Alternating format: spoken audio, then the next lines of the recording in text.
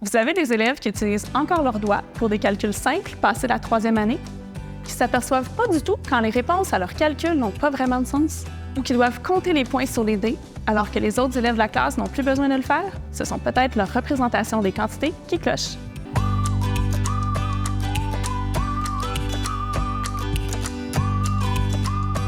Les représentations des quantités, qu'on appelle aussi la représentation analogique ou le sens du nombre en cognition mathématique, c'est notre capacité à percevoir et à se représenter mentalement des quantités de façon concrète. Ça englobe 3 composants, le subtizing, l'estimation et la ligne numérique mentale.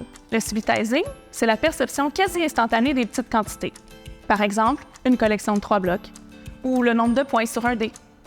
Pas besoin de compter ou de dénombrer. C'est un processus inné qu'on peut même observer chez les bébés et les animaux. À l'école, on apprend à subtiliser des quantités un peu plus grandes si elles sont bien organisées. L'estimation, c'est la perception approximative des plus grandes quantités.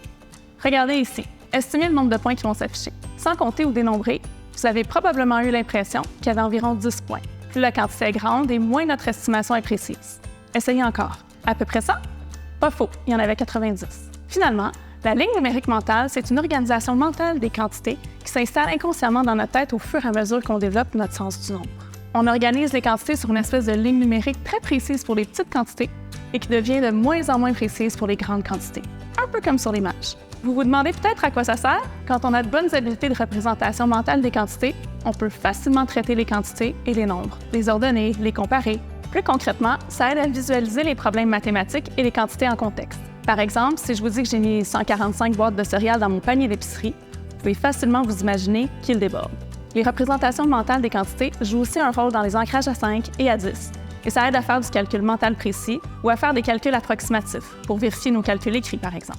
L'élève avec des représentations solides des quantités va avoir plus de facilité à comprendre les fractions, parce qu'il ou elle aura aussi plus de facilité à se représenter les fractions, que ce soit comme une partie d'un tout ou comme une partie d'une collection. Plusieurs recherches ont montré une forte corrélation entre les habiletés de représentation mentale des quantités et les performances futures des élèves en mathématiques. Qu'est-ce qu'on peut faire en classe pour permettre aux élèves de construire des représentations des quantités solides? En fait, c'est assez simple. Il faut leur donner des occasions de les utiliser le plus souvent possible et les habituer avec plusieurs représentations différentes.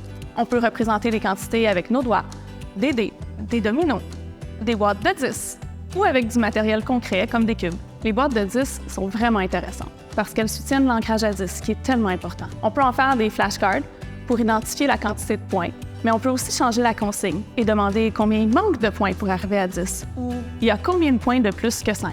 On peut aussi s'exercer à placer des nombres sur une droite numérique qui n'est pas graduée, comme celle sur l'image. Les élèves qui ont de faibles habiletés de représentation des quantités ont aussi souvent une mauvaise perception du temps. L'utilisation d'un time timer leur permet d'associer une représentation visuelle à une quantité de temps et de rendre la notion du temps un peu plus concrète. Au final, on ne recommandera jamais assez d'utiliser plus fréquemment des représentations concrètes des quantités avec nos élèves.